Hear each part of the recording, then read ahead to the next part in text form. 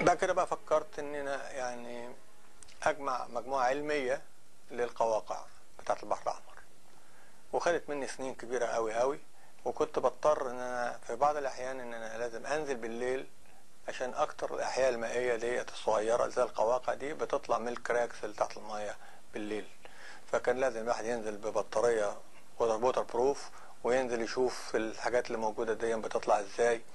وحاليا عندي مجموعة مش بطالة من القواقع من البحر الأحمر أو الشيلز، وما زال عندي بعض الحاجات نادرة جدا إن أنا شفتها في بعض الكتالوجات بتاعت المتاحف بره. في عندي حوالي 4 أو 5 أنواع من القواقع يعني نادرين جدا جدا وجودهم في البحر الأحمر، والأعداد اللي موجودة في بعض المتاحف يعني قليلة جدا. أنا عندي نوع أو نوعين مش موجودين في بعض المتاحف اللي أنا شفتهم في أمريكا. Dans l'un des coins de sa résidence, nous pouvons admirer aussi une géante collection regroupant la plupart des espèces maritimes, allant des coquillages jusqu'aux coraux. Parmi cette collection figurent des étoiles de mer, des coques, des praires,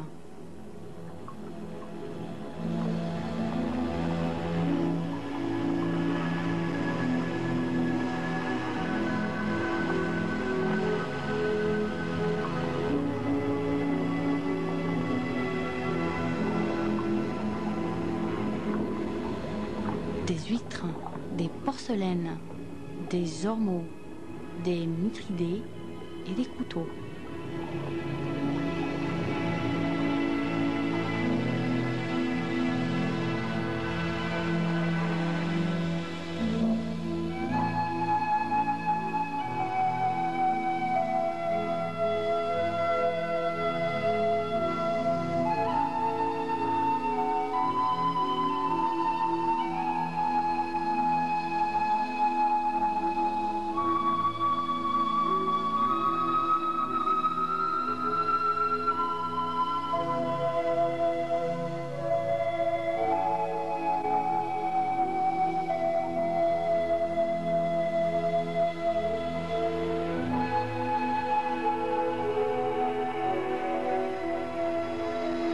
Pourtant, l'éblouissance des fins fonds de la mer Rouge ne lui a jamais fait oublier le désert, son amour premier.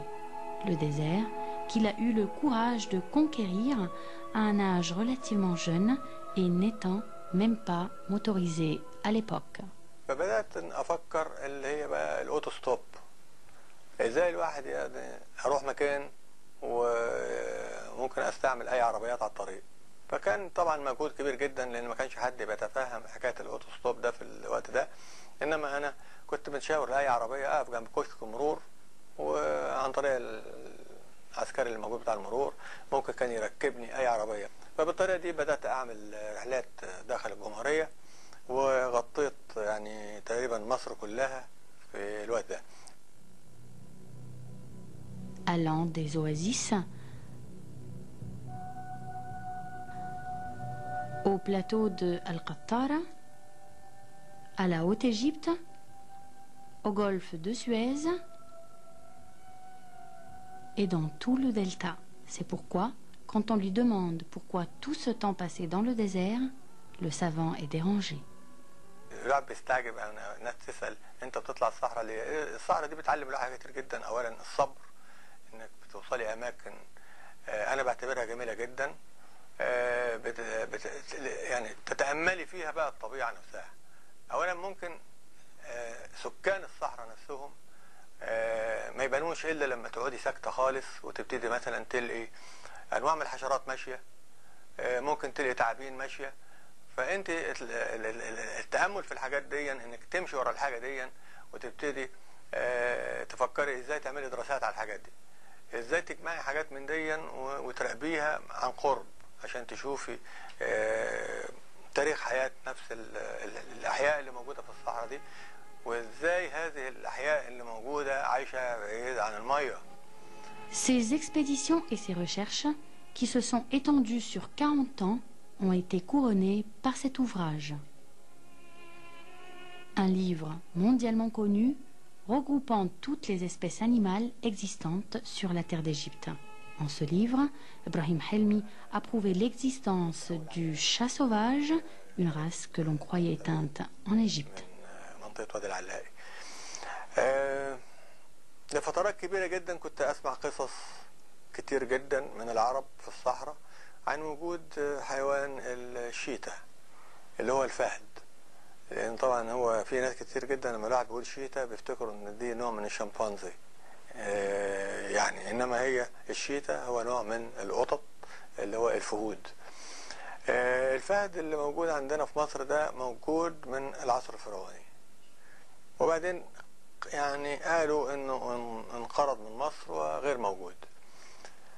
انا سنة 67 كنت في زيارة لوادي النطرون، وبعدين انا بحاول اجمع معلومات من العرب الموجودين في اي مكان انا بنزل فيه، فكنت في قعدة من القعدات وسمعت انهم واحد من الجزارين في وادي النطرون اصطاد، او يعني مش صيد يعني قتل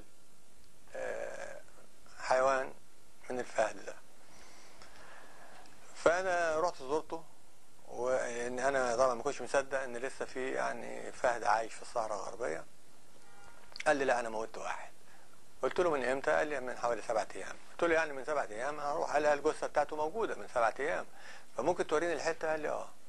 فاخدنا العربيه، وطبعا يعني كان حاجه غريبه جدا انه الفهد ده قطع الطريق الصحراوي بتاع اسكندريه الناحيه الثانيه الشرقيه من الطريق، وهو الراجل اصطاده او موته على بعد حوالي 3 كيلو من الطريق الصحراوي جنب وادي النطرون. فكان طبعا بالنسبه لي يعني حاجه انا ما كنتش مصدقها، وتعتبر ريكورد بالنسبه للعلم عموما ان نلقى الفهد ما زال لسه صاحي في مصر. Le scientifique Ibrahim Helmi a également prouvé l'existence de la hyène égyptienne, un animal qui, selon les hommes de science, n'avait jamais existé en Égypte. Cet animal excessivement féroce a coûté des années et des années de travail à notre savant qui a su enfin le dompter et l'accrocher sur son mur avec les autres cobayes.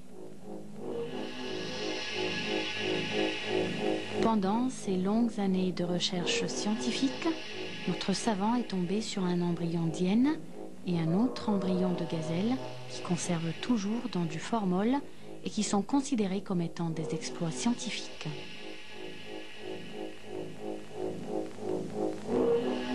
Pendant ces multiples expéditions dans tous les coins du désert égyptien, il a pu trouver des objets appartenant aux officiers européens venus dans le désert pendant la Seconde Guerre mondiale.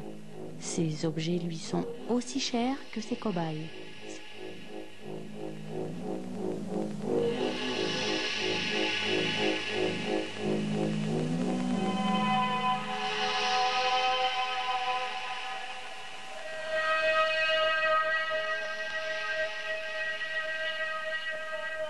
Bien entendu, ce n'est pas dans le confort que notre savant a pu accomplir ce travail digne de plusieurs musées. Son amour pour la science lui a bien coûté, à commencer par un accident d'avion.